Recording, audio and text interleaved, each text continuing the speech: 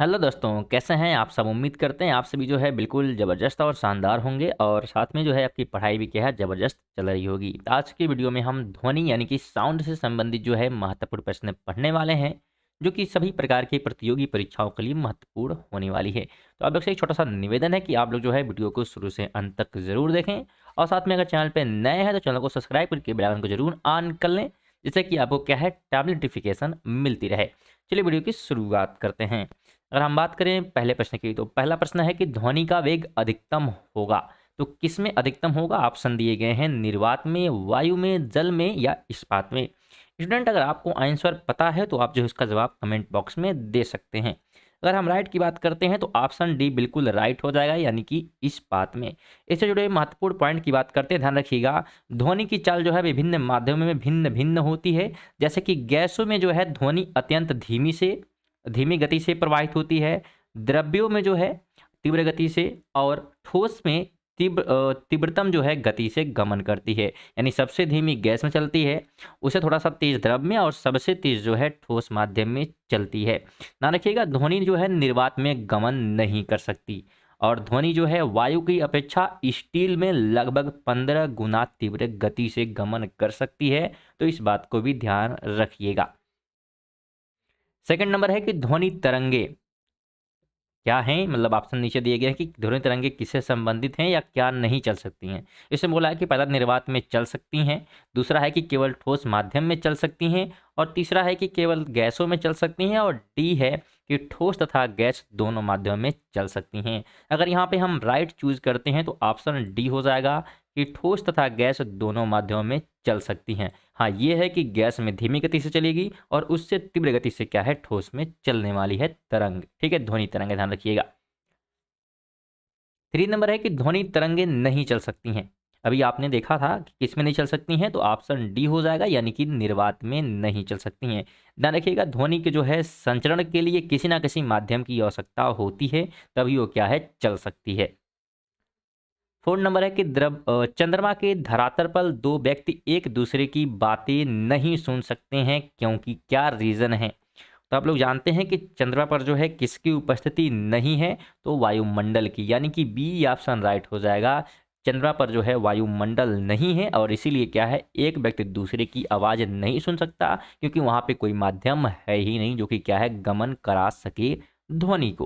तो स्टूडेंट, अगर video informative लग रही है तो वीडियो को लाइक ज़रूर कर दें, इससे आपका कुछ जानने वाला है नहीं, हाँ हमें ज़रूर थोड़ा सा मोटिवेट मिल जाएगा। तो जरूर वीडियो को लाइक किया करिए और साथ में वीडियो को अपने दोस्तों के साथ भी शेयर कर दीजिए, जिससे कि उन्हें भी बेनिफिट मिल सके। चलिए आगे बात करते हैं। 5 नंबर है कथन और कारण दिए गए हैं।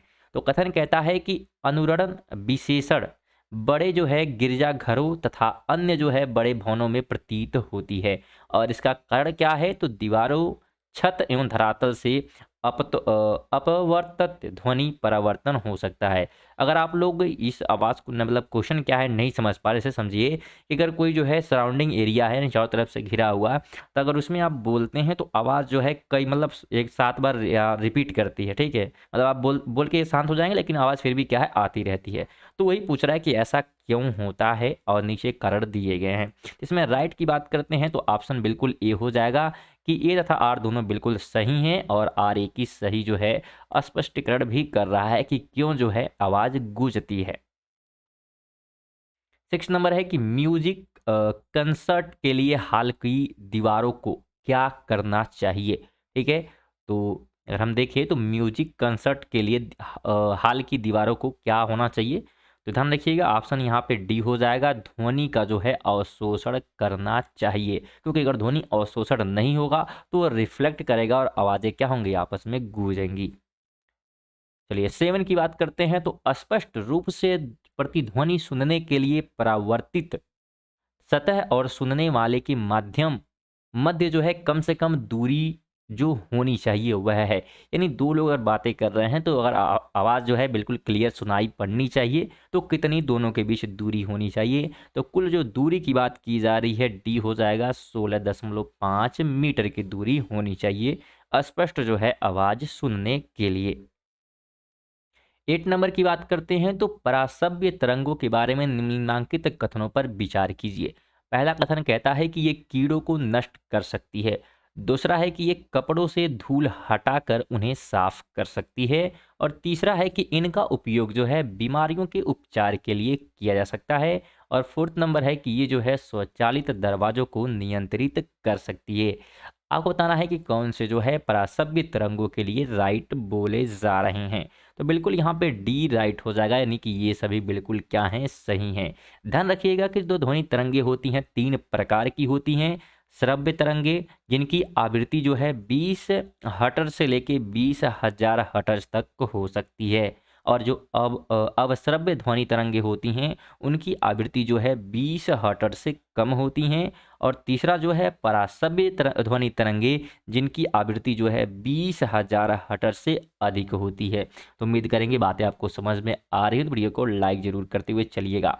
बात करें हम 9 नंबर क्वेश्चन की, तो परासभ्य वे ध्वनि तरंगे हैं जिनकी आवृत्ति होती है। अभी हमने बताया कि कितनी होती है, तो ऑप्शन यहाँ पे आपको ध्यान रखना है कि 20,000 जो है हर्ट्ज से अधिक की होती है। चलिए आगे हम बात करते हैं। 10 नंबर क्वेश्चन है कि चमगादड़ अंधेरी रातों में उड़ सकते हैं और अपना शिकार भी कर सकते हैं, इसका कारण क्या है? तो इसका कारण क्या बताने का आप लोग प्रयास करिएगा। तो ऑप्शन डी हो जाएगा कि ये जो है पराध्वनि तरंगे निकालते हैं और उन्हीं के द्वारा निर्देशित होते हैं। तो ऑप्शन डी बिल्कुल राइट हो जाएगा। ठीक है, जैसे कि बात करें से कि अगर ये जहाज जो चलती है तो उसको जो है दिशा पता रहती है, वो रडार का यूज करते हैं। उसी प्रकार चमगादड़ भी जो है प्राध्वनि तरंगों को रडार के माध्यम से यूज करते हुए आगे बढ़ते हैं। तो उम्मीद करते हैं आपको चीज़ें जरूर समझ में आ रही हैं। तो स्टूडेंट अगर अभी तक चैनल को सब्सक्राइब नहीं किया तो ज़रूर सब्सक्राइब कर लें, क्योंकि इस जीके के अलावा जो है यहाँ पे करंट अफेयर की वीडियो भी अपलोड की जाती है। तो आप लोग उसे ज़रूर जो है 5 मिनट का समय निकाल कर जरूर पढ़ लिया कीजिए, जिससे कि आपके क्या है गवर्नमेंट एग्जाम की तैयारी क्या है बेहतर हो सके, क्योंकि करंट अफेयर उसमें पूछे जाते हैं। तो सुबह 7 बजे वो वीडियो आती है, तो आप लोग अगर वीडियो देखना चाहते हैं डिस्क्रिप्शन में आपको लिंक मिल जाएगा। तो आप जरूर वेट करके जो है डेली करंट अफेयर पढ़ लिया करिए, जो आपके लिए बेनिफिट रहेगा। बाकी आपकी मर्जी। आप चलते हैं 11 नंबर क्वेश्चन की। तो निम्नलिखित कथनों पर विचार कीजिए। तो 11 की अगर हम बात करते हैं तो यहाँ पे पहला कथन है कि हृदय अपश्रव्य आवृत्ति पर कंपन करता है। दूसरा है कि ध्वनि की गति गैस में द्रव्य और ठोस की तुलना में अधिक होती है। आपने इसको समझा है कि गैस में अधिक होती है, द्रव्य में या ठोस में? तो आप लोग जवाब दीजिएगा। 3 नंबर है कि मैक संख्या ध्वनि की गति वर्णित करने के लिए प्रयोग में लाते हैं। और फोर्थ नंबर है कि परासभ्य ध्वनि की आवृत्ति 20,000 हर्ट्ज से अधिक होगी। इसमें आपको राइट चूज करना है, तो बताने का प्रयास करिए क्या हो जाएगा। तो सी ऑप्शन, यानी कि 2, 1, 3 और 4, यानी कि 2 नंबर गलत है, क्योंकि सबसे अधिक किसमें होती है? तो ठोस में, अभी हमने बताया है आपको, इसलिए गलत हो जाएगा।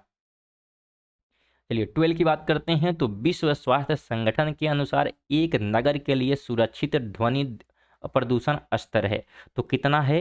तो ऑप्शन आपको ध्यान रखना है, बिल्कुल ए हो जाएगा, यानी कि 45 डीबी का मतलब होता है डेसिबल। तो ये आपको ध्यान रखना है। चलिए बात करें हम 13 नंबर, मैच द कॉलम आ गया। आप लोग को बिल्कुल वीडियो को स्किप नहीं करना, क्योंकि यहाँ से आपके 4 क्वेश्चन के आंसर तैयार होने वाले हैं। ठीक है, चलिए मैच करने का प्रयास करते हैं। तो एक तरफ जो है यहाँ पे क्षेत्र हैं और एक तरफ जो है अनुमति योग्य शोर स्तर। ठीक है, तो अगर हम बात करें आवासीय क्षेत्र के बारे में, तो जो आवासीय क्षेत्र होता है उसकी जो है कितनी होगी? तो एक प्रकार से 55 यहाँ पे हो जाएगी, यानी कि 55 डीबी, यानी कि डेसिबल उसकी जो है शोर वहाँ का हो रहता है। अगर हम इसका देखिए, ये दिन का दिया हुआ है, अगर रात की बात करेंगे तो रात में 45 होना चाहिए। ठीक है, अगर हम शांत क्षेत्र की बात करते हैं तो यहाँ पे 50 होना चाहिए, यानी कि पहला हो जाएगा। तो ये 50 दिन में है, रात में 40 होना चाहिए, क्योंकि रात में भी पूछ सकता है। तो ये सभी दिन के दिए गए हैं, इस बात को भी ध्यान रखिएगा।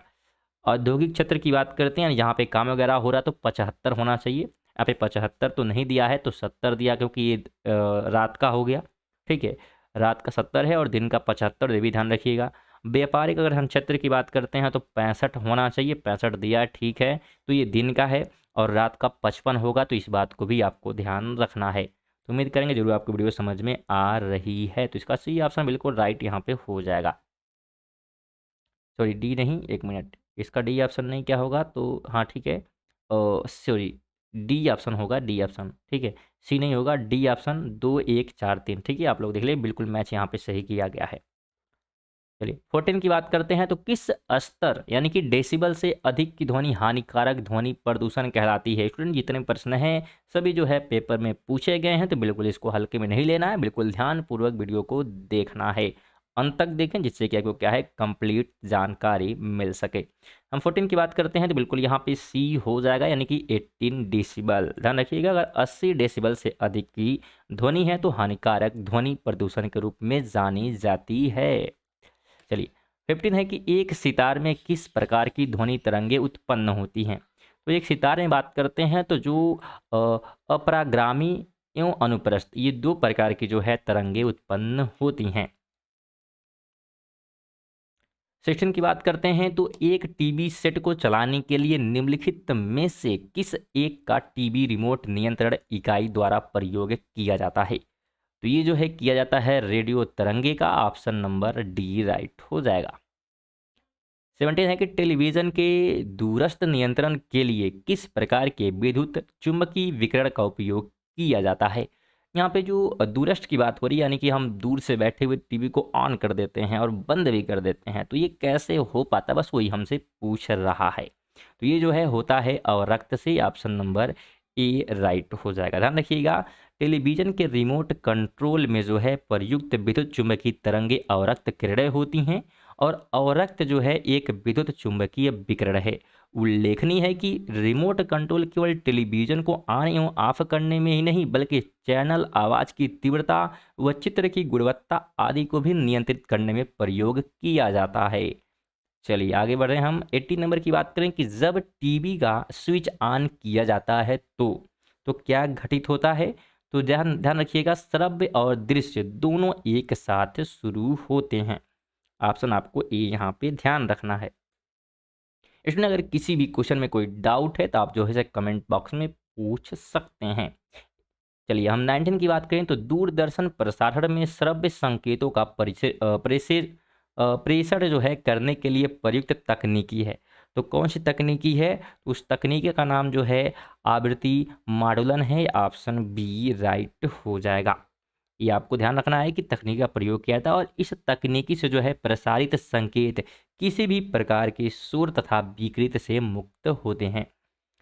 20 नंबर की हम बात करें तो 20 है कि टेलीविजन प्रसारणों में श्रव्य संकेतों को प्रेषित करने के लिए प्रयुक्त तकनीकी है। तो ये तकनीकी ध्यान रखिएगा, आवृत्ति जो है आरोपण है, ऑप्शन सी राइट हो जाएगा। दूरदर्शन जो है प्रसारण में ध्वनि संचरण के लिए आवृत्ति माडुलन तथा चित्र संदेशों के संचरण के लिए जो है आयाम माडुलन का प्रयोग किया जाता है। तो ये आपको ध्यान रखना है। साथ में अगर वीडियो इन्फॉर्मेटिव लगे तो वीडियो को लाइक करें, और चैनल पे नए हैं तो अगर अभी तक सब्सक्राइब नहीं किया था सब्सक्राइब कर लिया करिए, चैनल को आपके लिए क्या है बेनिफिट रहेगा, तो जरूर सब्सक्राइब करिएगा। और वीडियो आपको कैसी लगी है कमेंट बॉक्स में जरूर बताएं। साथ में इसका पीडीएफ जो है आप हमारे टेलीग्राम चैनल से ज्वाइन कर सकते हैं, जिसका लिंक डिस्क्रिप्शन में आपको मिल जाएगा। चलिए मिलते हैं नेक्स्ट वीडियो में, तब तक के लिए जय हिंद जय भारत।